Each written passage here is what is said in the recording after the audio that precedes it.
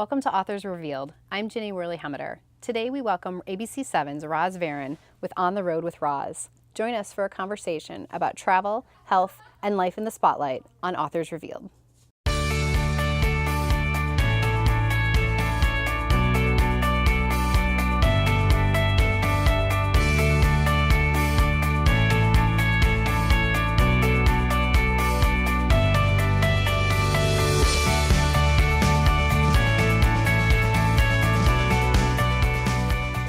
Welcome to Anderson's Bookshop. We're so happy to have you with us. My pleasure. You've been on television with ABC for almost 30 years now. I can't even believe it. What made you want to start writing down your stories now and to publish this book? You know, when I started doing my blogs, it was about travel. What actually happened was the station said to all the reporters, we want you to start blogging in addition to doing, because so many of us have our own beat, and mine was traffic, transportation. So I called my blog On the Road, Roz on the Road. And it would be, you know, construction, it could be about anything. And when President Obama was first elected, on a whim, I went to this inauguration, not as a reporter, but as a citizen. And I took my daughter and I blogged about it. And that was the first travel blog that I did. And I got such a great response that I thought every time I take a trip, I'm going to continue to write about this, whether it's a personal, professional, whatever, because people were really interested. And this is when social media was really starting to take off, and Facebook and everything like that. And people really enjoyed it. And it was interactive.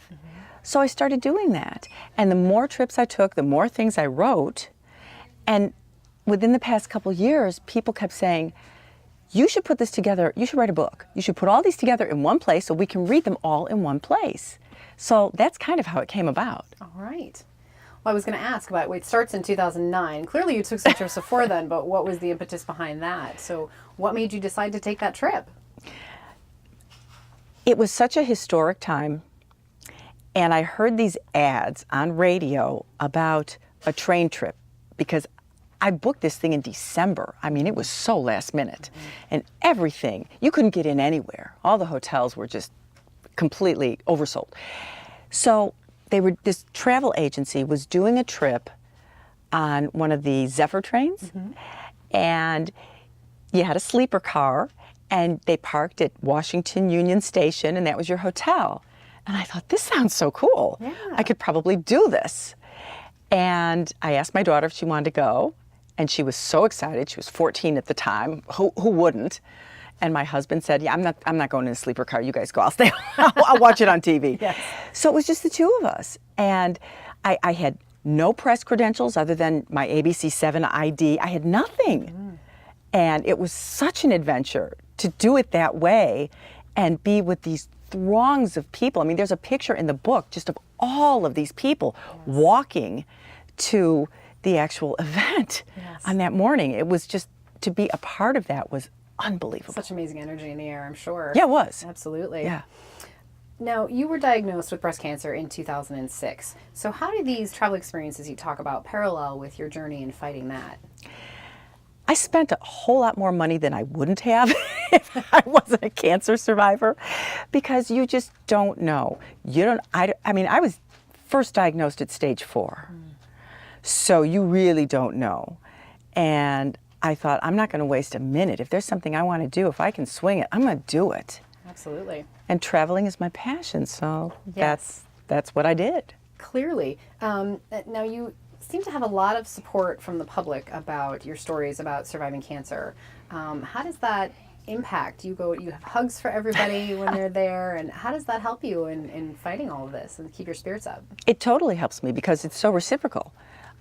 People come to me and they ask for advice, or they ask for support if they're newly diagnosed, and they have questions, and I'm happy to help them. And then in the meantime, by them supporting me, it I don't know, it makes me feel more alive. It's just such a mutual form of support. And with so many negative things going on, it's really nice to have such a positive, I'm giving a positive reaction and I'm getting one in return. It's very fulfilling. Yeah, that sounds really wonderful. Now, you must have a million photographs from all of these trips. So how did you decide, first of all, which ones to include in this book about all these different stories? That is a superb question, because that was the most challenging part of doing this book, was figuring out which picture, because I could only pick one for each essay, for each chapter, for each trip. And it was a struggle. I mean, there's actually one chapter where I put in 2 pictures. I said, too bad, screw it, I'm putting in 2 pictures. Sometimes you have to stand your ground, right? Yeah, I did. I Yes. did. But I had to look at what picture I thought would have the most impact on people who were reading it. What would correlate best with what I was writing. And it was challenging. It was very difficult. Now, how do you organize the rest of the pictures that you have from all of these trips? Just at home? Do you do photo books? Do you? Very sloppily. Every time I have to upgrade my computer or they do an upgrade on photos, I'm panicked. I have a hard drive. I have like 40,000 pictures. Oh my goodness. It's really scary. I can't put it in my computer. I have to have separate hard drives for all these pictures. And I try to do them chronologically. And, you know, I label everything, every trip, every event. If I take one picture of my cat picture. I mean, so I can find it if I'm Right. searching it. But that seems to be the easiest way for me. I have a lot of pictures. Well, that's a lot more organization than I have. I think that most people do. So I think you're ahead of the game there. Well, because I use so much of it. I use it on social. I switched to digital in 2005. Before that, I had a 35 millimeter. So as soon as I switched to digital, everything Yeah. is on a hard drive somewhere. Good for you. Good for you. Well, clearly travel has played an important role in your life, certainly from the time of this book onward. Did you travel as a child? How did that start in your life? I did, but not as much as I would have liked. But as a child, and I was thinking about this the other day. I went to a family event in LA last month, and you get into the warmer climate and you're looking at the palm trees and everything, mountains, everything is so different. And it was kind of refreshing. I mean, I've been to California many, many times. As a kid, you fly into California and you're like, oh my God, palm trees, coconuts, water, what, you know. It's a whole different planet. It's very, very different. And it kind of saddened me a little bit that I still didn't have that enthusiasm. It just, after so many years and you've seen it, it's still exciting and it's fun to be away from home in someplace different. But I do remember as a child how magical that was, to be in a foreign place. And California, when you're growing up in the Midwest, California is a foreign place. Absolutely. I mean, that was one of the first trips we took as a family that we really got on, because, you know, I grew up in Chicago. So we would drive to Wisconsin Dells, or we'd go up to, you know, Michigan and the Upper Peninsula or whatever. Those were our little family vacations. And then in 1968, we went to Anaheim and we went to Disneyland. And it was the most amazing trip I ever took. And the next year we went with my aunt and uncle and my cousins, and we went to Florida and we went to Lion Country Safari. I mean, these are like memories that I have as a little kid, and they just really impacted me. And it was so thrilling and so exciting. And as long as I could afford to do it as an adult, that was the thing. I would rather travel than have stuff. I'd rather spend my money traveling and seeing the world. Yeah. Well, clearly you have the wanderer's bug, right? You got I do. bit by that for Yeah. sure. That wanderlust. What would you say you love most about travel then? That experience, or? It makes the world a smaller place. I love connecting with people. I love learning. I love asking questions. I'm a reporter, always asking questions. So I'm constantly feeding my brain. I'm always learning something. I love learning about other cultures. I love to find the connection, because there's always a connection. Absolutely. Absolutely. Well, and I love how in the book you talk about, I forget which trip you were on, but you ran into somebody else that was from the Midwest who was a mother and daughter traveling together. Right. They were from Wisconsin. Right. We were in in UK. That was Right. in England. And I'm like, what are the chances? Right. Yeah. Well, speaking of your daughter, you talk a lot about that, about her and your relationship in the book. So you've clearly done some wonderful trips together. How has that impacted your relationship? I think it's made us closer. She's my only, so it's a different kind of relationship. And because I'm divorced and remarried, you know, she's the solid. She's my life, really. She is, always has been. And I always took her on trips from infancy. When she was first born, my then husband and I, my mom and dad said, well, we'll take Sarah, 4-month-old baby, we'll take her and you guys go away for a long weekend. And I was thinking, oh, okay, that would be like fun. And I hated it. I just wanted to be back with her. Yeah. So I'm never going on a trip without her again. And fortunately, I mean, for as long as I was married to her dad, that was not a problem because he loved traveling with the children too. And then with my current husband, he loves traveling with a family, as a family. So it always worked out. That's wonderful. How does she feel about, she's a little bit in the public eye too, just from your job, but then being included in the book so much. How does she feel about that? I was truly amazed when we did the book launch here and I was reading and I let Sarah read. I asked her to read a chapter because she's in the book, so clearly she would be the one person I would ask to read a chapter. So you pick out the one that you want to read the most. So she picked out a chapter about Disney World, and it was one of the longer chapters. And she's like, oh, God, I can't believe I did that. I have to read this whole thing. She got up there. She was like an actor on stage. I've never seen anything like it. Like, she wasn't shy. She was in her element, and that was so breaking out of a shell for her. I was very surprised, pleasantly surprised. Yeah. But I think secretly she likes being a part of it. Part of her is like, oh, God, I got to do this with Mom. We have to do this. But then when she sees the reaction and how much people adore that and how much people really enjoy our relationship, I think she gets caught up in it and she's happy she's doing it. Yeah. Well, as a teenager, it must be interesting to have people tell you, oh, your mom's so great, because a teenager Yeah, it's like, oh. maybe don't always have those same feelings, right? It's funny because I have written so much about her, and as an older teen and now a young adult, I'm posting pictures about her. People, when we go out together, they'll recognize her before they recognize me. Interesting. Which is really funny. Yes.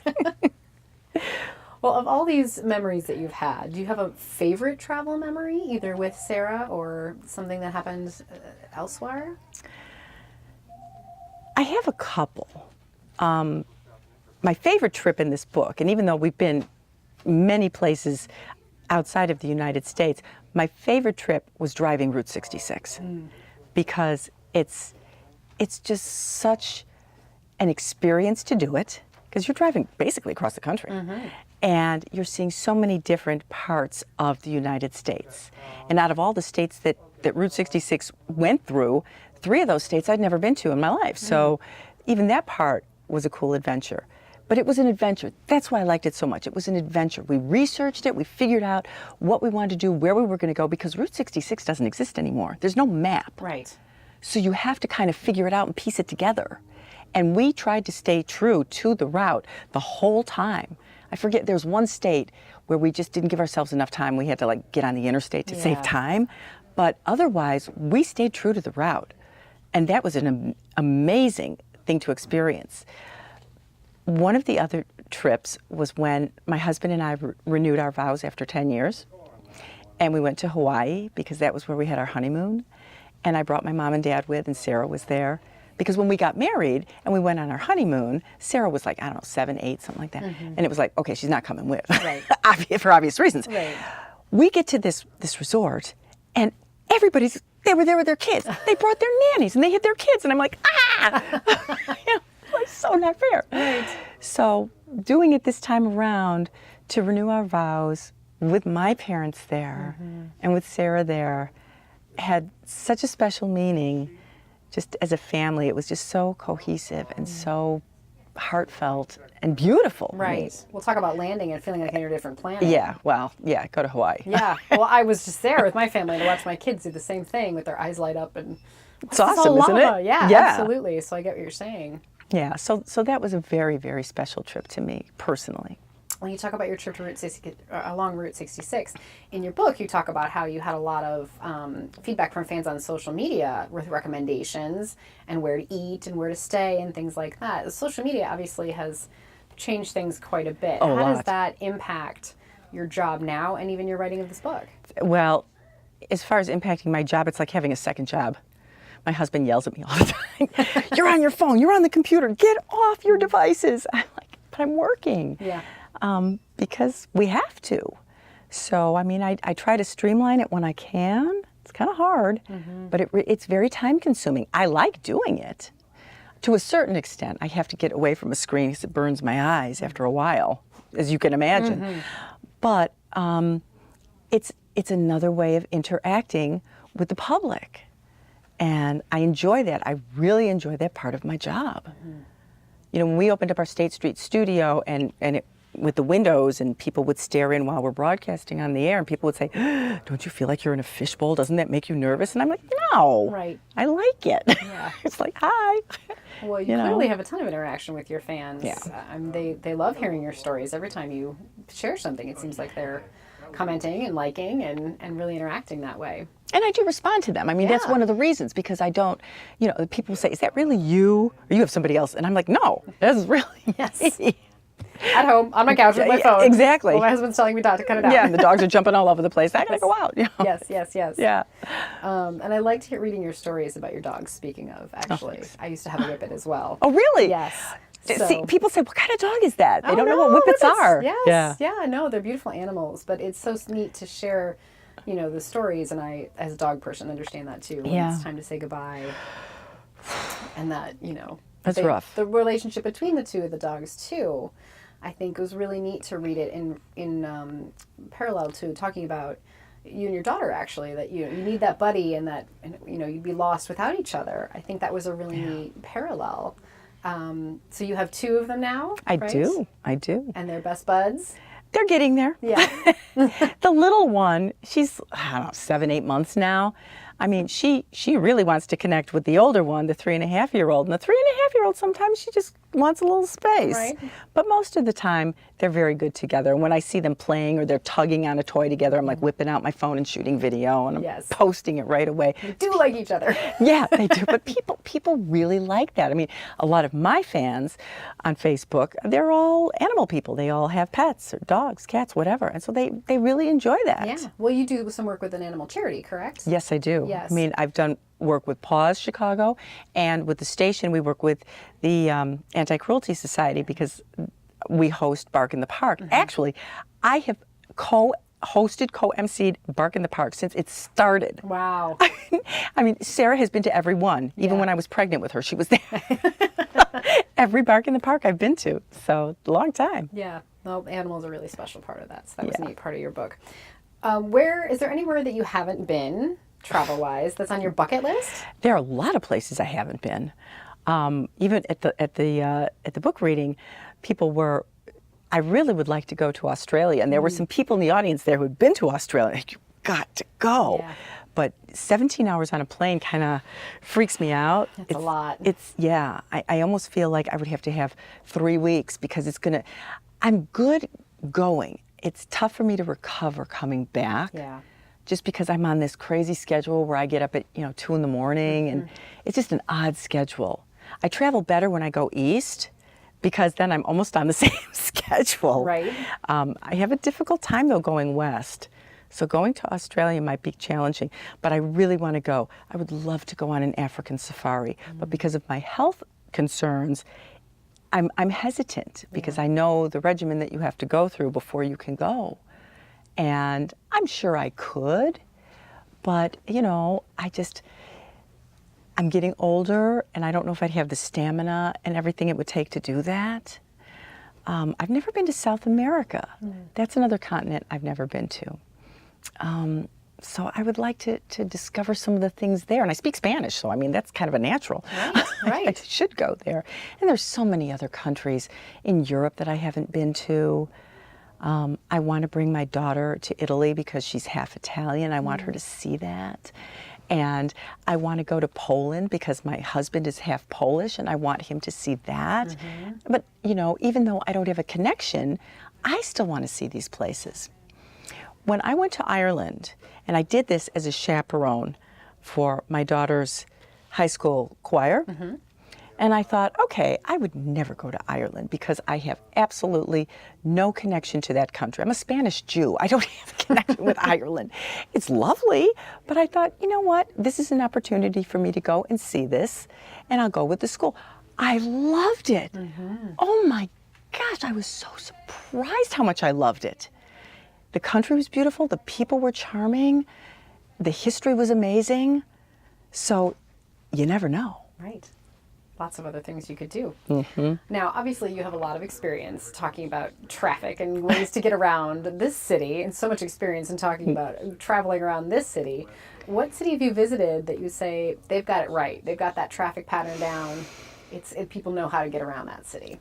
I'll tell you, when we were in Washington, D.C., their transit is amazing. And when we were in London, the tube, Yes. amazing. Love the tube.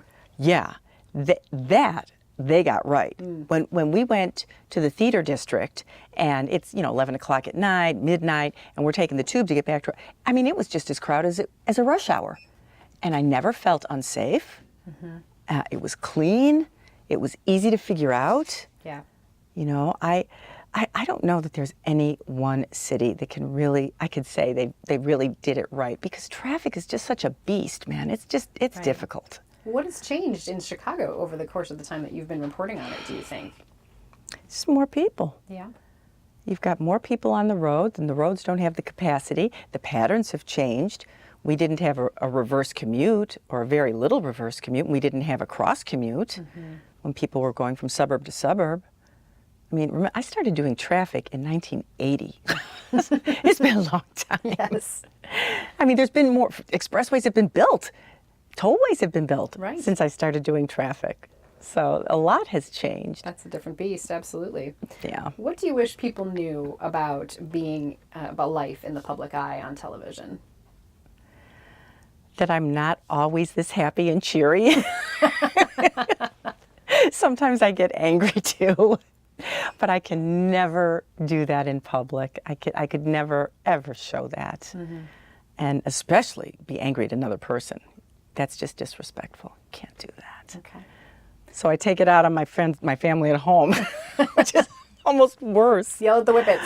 Yeah, well, it happens. Yes. What do you wish people knew about fighting cancer and surviving cancer the way you have?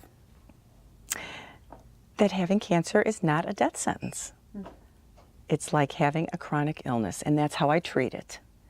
It's something that you wish you didn't have, but you can manage it, and you treat it, and you live with it, like diabetes, heart disease, and with all of the different treatments that they're coming out with. My oncologist does so much research, which is why I love her. When I go in for a checkup, the first thing, instead of asking her how I am, the first thing I'll say is, what's new in research? Because I really want to know. And since I've been diagnosed, I'm 11 and a half years out, and since my initial diagnosis, there are 3 new drugs for my particular type of cancer. Wow. That have come out. So it makes it a little less scary for me if the drug that I was taking stopped working, there's something else. Right. So, yeah. What do you hope people take away from reading your book? A sense of adventure, a sense of curiosity, a sense of joy. I hope it brings smiles to their faces, and I hope it encourages them to create their own journeys. Well, we're out of time, but thank you so much for sharing your time and sharing your stories with us. And we look forward to seeing you again on TV. Oh, it was a pleasure. It was a blast. It's always great to talk to local celebrities, like ABC7's Roz Varon, author of On the Road with Roz. Thanks for joining us on Authors Revealed.